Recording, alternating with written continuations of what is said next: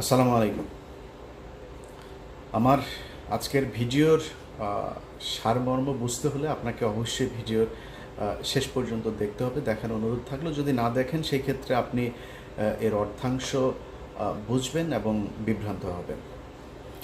আমরা দেশে এখন একেবারেই স্পষ্টত দুইটা ভাগে ভাগ হয়ে আছে, বিএনপি নির্বাচন এবং ডক্টর মোহাম্মদ ইউনূসের সংস্কার। আমি কারোর পক্ষেই যেতে পারছি না, এই জন্য দুঃখিত। কারোর পক্ষে যাওয়ার সুযোগও নাই। বেশ কিছু কারণ আছে, আমি কারণগুলো আপনাদের সামনে ব্যাখ্যা করব। আপনাদের যদি আমার সাথে একমত হলেও জানাবেন, দ্বিমত হলেও সেই আপনাদের মন্তব্যের ঘরে জানিয়ে দেবেন। প্রথমত ধরেন, আমি নিজে আমার ব্যক্তিগতভাবে আমি নিজে চাই যে এখন এই মুহূর্তের কথা যদি বলি, তারেক রহমান ক্ষমতায় আসুক এবং বিএনপি ক্ষমতায় আসুক সামনের নির্বাচনে। আমি 5 তারিখের পরে আমার বেশ কয়েকটা ভিডিওতে আমি বলেছিলাম যে এই সরকারের যদি বর্তমান অর্থাৎ ডক্টর ইউনূসের যে সরকার, এই সরকারের যদি প্রয়োজন হয় তারা 5 বছর 10 বছর 20 বছর যতদিন ইচ্ছা থাকুক, কোনো সমস্যা নেই। আমি নিজেই বলেছিলাম। ডক্টর মোহাম্মদ ইউনূসের হাতে সেই সুযোগটা ছিল এই দেশের যে কোনো ধরনের সংস্কার করা, এবং এমনকি দেশের জাতীয় সঙ্গীত, দেশের গণতন্ত্র, এই কি বলে সংবিধান, এই দেশের পার্লামেন্টারি যে ব্যবস্থা, সেটা নির্বাচন ব্যবস্থা থেকে শুরু করে সব কিছু সংস্কার করার সুযোগ ছিল, এবং এটা মানুষ মেনেও নিত। এখনও অনেক মানুষ আছে যারা কিনা তাদেরকে সমর্থন করেন। কিছু কিছু জায়গায় আমিও সমর্থন করি, আমাদের অনেক সমালোচনাও আছে এই সরকারকে নিয়ে। এখন এই যে সুযোগটা বাংলাদেশের মানুষ তাদেরকে দিয়েছিল, তারা কতটা কাজে লাগিয়েছে দেখেন। 5 তারিখের পরে আপনাদের একদম খুব বড় আকারের যে বিষয়গুলো নিয়ে খুব আলোচনা হয়েছে সেটা নিয়ে যদি বলি, ধরেন এই দেশের মানুষ ভারতের ব্যাপারে প্রচণ্ড রকমের সচেতন এখন, এবং তারা ভারতের যে কোনো ব্যাপারে তাদের জীবন দিতেও প্রস্তুত আছে। 5 তারিখের পর থেকে এই সরকারের বোঝা উচিত ছিল এই গত 15 বছর শেখ হাসিনা যা কিছু করেছে তার বিহাইন্ডে ছিল হচ্ছে ভারত। তারা আমাদের ট্রান্সশিপমেন্ট বাতিল করেছে, আমরা ট্রানজিট বাতিল করেছি। তারা আমি সহ, আমার ইউটিউব চ্যানেল সহ বাংলাদেশের বেশ কয়েকটা জাতীয় গণমাধ্যমের ইউটিউব চ্যানেল তারা ব্লক করেছে। আমরা তাদের চ্যানেলগুলো এখন পর্যন্ত বন্ধ করতে পেরেছি। তারা বিভিন্ন সীমান্তে এসে তারপরে আমাদের উস্কানি দিচ্ছে। তারা সেনা মোতায়েন করেছে, বিমান বাহিনী মোতায়েন করেছে, রাফায়েল মোতায়েন করেছে। আমরা তার জন্য কতটুকু কি করতে পেরেছি? আমরা তাদের এখন পর্যন্ত ট্রানজিট বাতিল করতে পারি নাই। আমাদের বন্দর এখনও তারা ব্যবহার করছে, তাদের ট্রান্সশিপমেন্ট আমাদের দিচ্ছে না, কিন্তু আমরা তাদেরকে ঠিকই সেটা দিচ্ছি। আসলে কি আমরা তেমন কিছু করতে পেরেছি? ফারুকি, তারপর এই আসিফ নজরুল, এই দুইজনের ব্যাপারে আমরা শুরু থেকে বলে এসেছি। সারা বাংলাদেশের আমার মনে হয় 95% মানুষ সবাই চেয়েছে, সবশেষ ছাত্ররাও চেয়েছে। ছাত্ররা যখন আমার ব্যক্তিগতভাবে আমার সাথে ছাত্রদের একটা দূরত্ব তৈরি হয়েছিল, মাহফুজ বলেন, আসিফ বলেন, নাহিদ বলেন, হাসনাত, সার্জিস, সবার সাথে একটা দূরত্ব তৈরি হয়েছিল। সেই দূরত্বটা এখন নাই, কিন্তু সেই দূরত্ব কেন তৈরি হয়েছিল? এই আসিফ নজরুলকে কেন্দ্র করে। এই আসিফ নজরুল আসিফকে প্রথম আলোতে নিয়ে গিয়েছে, প্রথমা প্রকাশনাতে তার বই প্রকাশ করেছে। আমি তাদের বিরুদ্ধে কথা বলেছি। এখন এই যে আসিফ নজরুলের বিষয়টা ছাত্ররা বুঝলো, বুঝার পরে তারপরে ডক্টর ইউনূসকে বলেছে তারা। আসিফ নজরুলের বিরুদ্ধে সতর্ক করার পরেও এই সরকার কি ব্যবস্থা নিয়েছে তাদের পক্ষে? এমনকি ডক্টর ইউনূস এখন পর্যন্ত গত 10 মাসে জনগণ চেয়েছে এমন কোনো কিছু কি তিনি করেছেন? তিনি মনে হয় খোঁজই রাখেন না। বাংলাদেশের মানুষ কী চায় সেটা তো না, তিনি আর যায়ও না, আসেও না। আপনি কোন সেক্টরটাতে যাবেন বলেন? গেল 10 বছর, এই 10 মাস যদি হিসেব করেন, এই দেশে চাঁদাবাজি হচ্ছে, এই দেশে ঘুষ হচ্ছে, দুর্নীতি হচ্ছে, অনিয়ম হচ্ছে, সবই হচ্ছে, কোনো কিছু কি বন্ধ আছে? এখন বিএনপি ক্ষমতায় থাকে,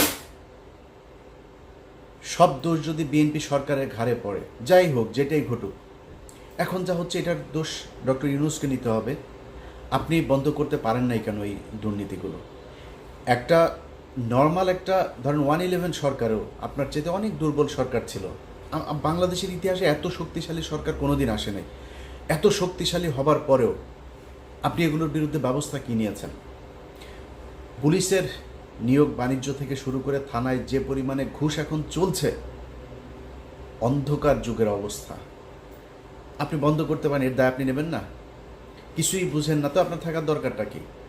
হঠাৎ করে এসে রাগ করে বলেন আমি তো থাকতে পারি না, থাকতে পারবো না, আমি থাকবো না। তো গার্লফ্রেন্ডের সাথে মানে মান অভিমানের বিষয় না তো, না, এটা দেশ চালানোর ব্যাপার। আপনি পারবেন না? এতগুলো স্টুডেন্ট মারা গেল, এতগুলো সাধারণ মানুষ মারা গেল, এই যারা আপনার সাথে এখন আছে এই স্টুডেন্টদের জীবন নিরাপত্তা ঝুঁকির মধ্যে ফেলে আপনি চলে যাবেন সব কিছু সব জায়গায় ব্যর্থ হয়ে? এটা তো হইতে পারে না। আপনাকে কঠোর হওয়া উচিত ছিল। কিন্তু এখন যাবেন আমি এখন মানে ঘাটটা সোজা করে তারপর দাঁড়াবেন, সেই সুযোগ আপনার হাতে নাই। কারণ আপনারা এই গেল 10 মাসে যেই সুযোগ হাতে পেয়েছিলেন সেটা কাজে লাগাতে পারেন নাই। জাতীয় সঙ্গীত নিয়ে আমরা কথা বলেছি, মনে হয় গায়ে সুরসুরি লাগে ওনাদের। আরে ভাই, জাতীয় সঙ্গীত নিয়ে আপনি আমার সাথে তর্ক করবেন? আমাদের কথা বললে মনে হয় বিশাল বিজ্ঞ কিছু লোকজন আমাদের এটা নিয়ে সমালোচনা করলে তাদের গায়ে লাগে। ভাই, কী কারণে থাকবে জাতীয় সঙ্গীত আমারে বলেন? জাতীয় সঙ্গীত আমার দেশের নাগরিকের লেখা না, জাতীয় সঙ্গীতটা আমার দেশকে উদ্দেশ্য করে লেখা না। এটা 1905 সালে বঙ্গভঙ্গ রদের সময়। বঙ্গভঙ্গ কি?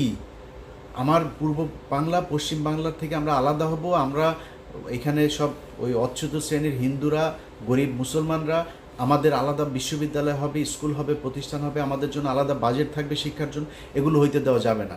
এই জন্য কলকাতার দ্বিকেন্দ্রীকরণ হবে বাংলাদেশের ঢাকায়, এটা তারা হইতে দিতে চায় নাই।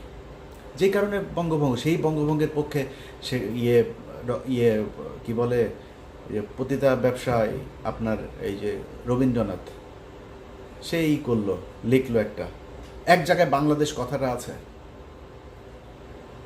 সুর আনলেন চুরি করে। মিথ্যা কথা, এটা বলেন মিথ্যা কথা কিনা? তো চুরি করা অন্য দেশের এক নাগরিক যে বাংলাদেশকে ভালোবাসে না, বাংলাদেশের বিরুদ্ধে যে কাজ করেছে এমন একজন মানুষের একটা গানকে আপনি রবীন্দ্রনাথের এই জাতীয় সঙ্গীত বানায় ফেললেন। এটার বিরুদ্ধে কথা বললে সমস্যা আছে নাকি? গায়েই লাগে নাই। আপনি করেছেন কি? ভারতের ব্যাপারে আপনি কি করেছেন আমারে বলেন? ভারতের চ্যানেলগুলো এখন পর্যন্ত বন্ধ করতে পারেন নাই, তো কি করলেন? কোন জায়গায় কি হয়েছে আমার 10 মাসে একটা জায়গা বলেন? এই দেশের পিলখানা হত্যাকাণ্ড দিয়ে হইল। আপনি পিলখানা হত্যাকাণ্ডের আজকে 6 মাস হয়ে গেল, এখনো পর্যন্ত কমিশন কি করে জানিও না। এই কমিশনের সেই রিপোর্ট তাদের বিভিন্ন মানুষজনের কাছ থেকে আপনার বক্তব্য নিচ্ছে, সেটার আউটপুট আসলে কি আমরা জানি না, এবং আউটপুট শেষ পর্যন্ত কি হবে সেটাও জানি না। চলছে তাদের মতো করে। কোনটার বিচার? একটা জিনিসের দেখেন, আমি আজকে এই গত 10 মাসের আজকের জায়গায় এসে আপনাদেরকে বলি, আমার যত জায়গায়, আমি সবার নাম বলছি না, খুব গুরুত্বপূর্ণ জায়গায় আমার নিজের ক্ষমতায় বলেন, আরেকজনের ক্ষমতায় বলেন, আরেকজনকে অনুরোধ করে বলেন, বিভিন্ন গুরুত্বপূর্ণ মানুষের কাছে যে আমার তদবির করতে হয়েছে। কেন জানেন? এখনো পর্যন্ত, এখন নতুন করে শুরু হয়েছে আপনার এই আলেমদের বিভিন্ন এই যে কথিত যে জঙ্গি নাটকগুলো আপনার সাজানো হয়েছিল, প্রথম আলো, ডেইলি স্টার, এরা মিলে যে নাটকগুলো সাজাতো, সেই নাটকে যারা আটক হয়েছে তাদেরকে জামিন দেয়, আবার স্টে অর্ডার দিয়ে দেয়, জেল গেট থেকে আটক করে। এই ঈদের আগের 1 সপ্তাহ এই ঘটনাগুলো ঘটেছে। এখন এই যে ঘটনাগুলো আপনারা ঘটাইলেন, এই লোকগুলি মানে আপনার বন্ধু মনে হয় নাই? এই লোকগুলির মানে শেখ হাসিনা দ্বারা তারা নির্যাতিত হয় নাই? এই লোকগুলির জন্য কিছু করবেন না আপনি? আপনার মনে হলো যে না এরা আপনার শত্রু, টাচই করলেন। আরে ভাই, আমি কে? আমি এই দেশের কি একটা তেলা পোকা? আমার জায়গায় বসে থেকে আল্লাহর কাছে শুকরিয়া আপনাদের বলে রাখি, এগুলো একসময় জানবেন, আমি সবার নাম নিচ্ছি না, এরা এসে আপনাদের কাছে বলবে যে কতজনকে জেল থেকে ছাড়ানোর জন্য সহযোগিতা করেছে, নানান ধরনের সহযোগিতা। আমার এই এই এই কোরবানির ঈদের মধ্যেও একজন বলল, ভাই আমি কয়েকটা গরু দেবো আপনারে। তো ওই ভদ্রলোক, উনি যেহেতু ওনার নাম প্রকাশ করতে চান, আমি নামটা বলছি না, আমার বললো যে আপনার গ্রামে যদি গরিব মানুষজন থাকে তো আপনি কয়েকটা গরু নেন। আমার গ্রামে গরিব মানুষ আছে, কিন্তু তারপরেও তাদের খাওয়ার সুযোগ আছে, তারা যার একদম নাই তার জন্য আপনার গ্রামে সবাই মিলে আপনার মাংস তুলে সবার বাড়িতে বাড়িতে পৌঁছে দেয়। কিন্তু জেলখানায় যে মানুষগুলো আছে সেটার কি হবে? আমি তাকে বলেছি, ভাই আমার জেলখানায় কিছু লোক আছে, ওদেরকে আপনার গরুগুলো দেন। দিয়েছি, সেটা পাঠানো হয়েছে, সেটা পেয়েছে, কারা পেয়েছে সেটাও আপনারা একসময় জানবেন। তো আমি আমার জায়গা থেকে যতটুকু সম্ভব এই মানুষগুলোকে জেলখানা থেকে, কাউকে পেরেছি কাউকে পারি নাই, চেষ্টা করেছি। এটা আমি চেষ্টা করব কেন? এই চেষ্টা তো আপনার করা উচিত ছিল। এক সপ্তাহের মধ্যে শেখ হাসিনার সময়ে এই যে জঙ্গি নাটক, এই নাটকের সবগুলো মানুষকে আপনার বের করে দেওয়া দরকার ছিল। তারা আজকে আপনার পাশে থাকতো। আপনি আপনার বন্ধু চিনতে পারেন নাই।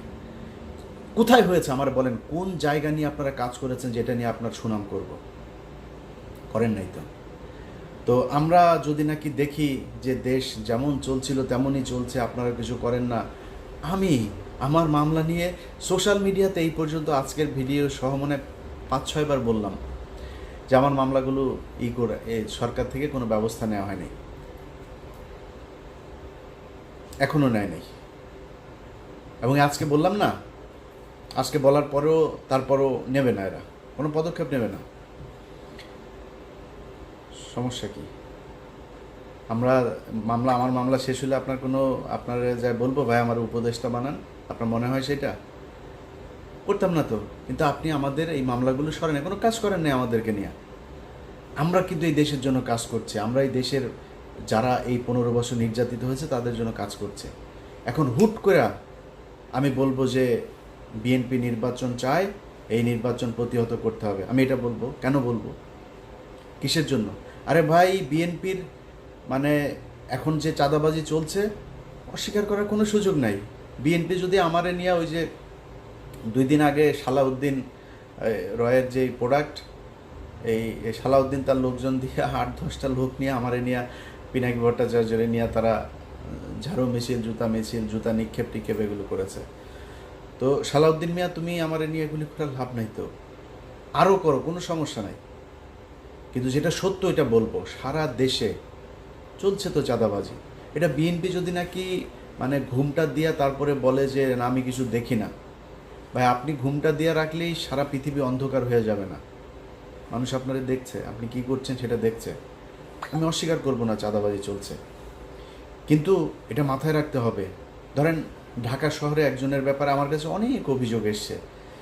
তো আমি শুধু উনি না, বিএনপির অনেকের নামে এরকম, আমি নামটা বললাম না, অনেকের নামে এরকম অভিযোগ আসে, আমি স্কিপ করি এগুলো। যে ঢাকা শহরের যার কথা বলছি তারা নিয়ে ব্যাপক সমালোচনা। আপনি কি জানেন সেই ব্যক্তির হাতের পায়ের সবগুলো নখ উপড়ে ফেলেছিল এই আওয়ামী লীগ? তারপরেও সে আওয়ামী লীগ করেনি, বিএনপি করেছে। নারায়ণগঞ্জের একজনকে দেখেন না, এই যে জাকির খান, দেখে এখন মনে হয় বোধহয় অ্যাবনর্মাল চলাফেরা করছে। জিজ্ঞেস করেন তার কত অত্যাচার তার উপর দিয়ে গিয়েছে।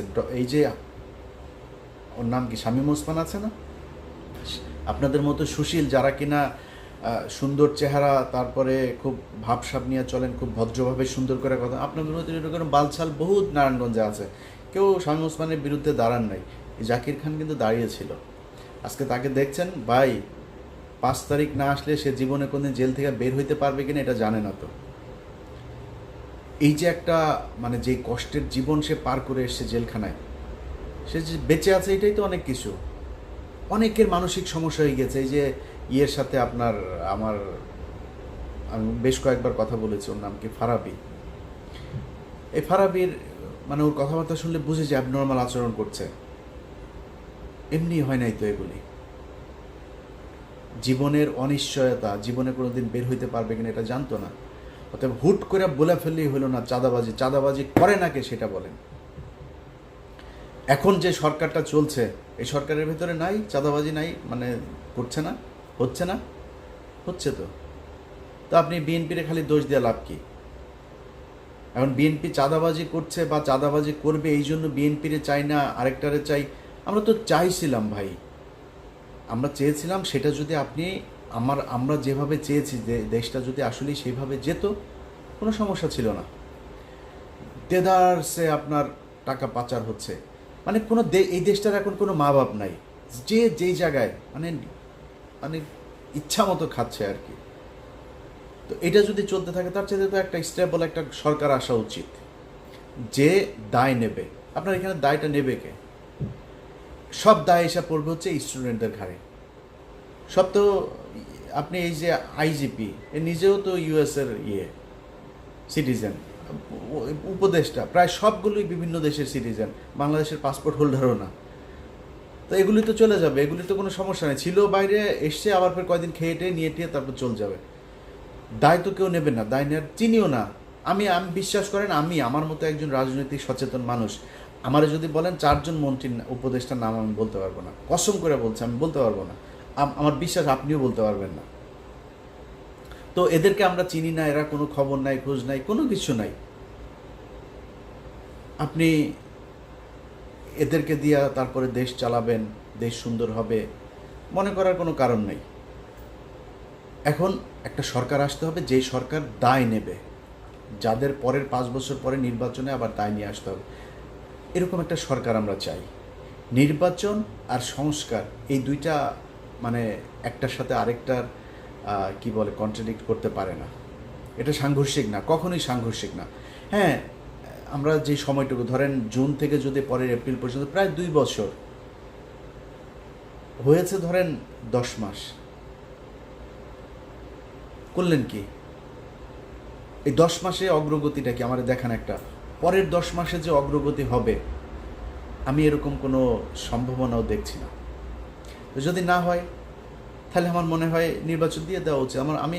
আমি ব্যক্তিগতভাবে মনে করি এপ্রিল পর্যন্ত যাওয়া উচিত না। এপ্রিলের আগে আমার মনে হয় সেটা যদি সম্ভব হয় অক্টোবর নভেম্বরের ভেতরেই নির্বাচন হয়ে যাওয়া উচিত।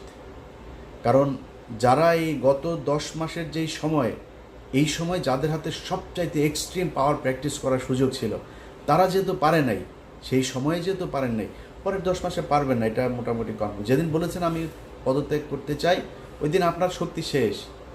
এবং আমার যতটুকু আমার কাছে তথ্য আছে আপনাদেরকে থাকতে দেওয়া হবেও না। বিএনপির ব্যাপক কর্মসূচি, তারা আমার কাছে থাকা তথ্য অনুযায়ী তারা ঝামেলা করবে, তারা আন্দোলন করবে আপনারা সরায় দেওয়ার জন্য। এবং সেটা কাটিয়ে ওই যে ওইভাবে রাতের বেলা তারপর বললাম আমি তো থাকতে চাই না, অভিমান হয়েছে, আমি দেশে থাকবো না, চলে যেতে পারবেন, এর বাইরে কোনো কিছু করতে পারবেন না। ওই শক্তি আপনার এখন নাই, সেনাবাহিনী আপনার পক্ষে নাই, সিভিল প্রশাসন আপনার পক্ষে নাই, দেশের রাজনৈতিক দলগুলো আপনার পক্ষে নাই। আমার তো মনে হয় এখন আপনাদের বোধহয় মানে কিছুটা এদিক ওইদিক, জামাত ইসলাম বোধহয় আপনাদের কিছুটা দেয়, আর এনসিপি তো আছেই, এর বাইরে কেউ আপনাদের পক্ষে নাই। আপনি থাকবেন কীভাবে?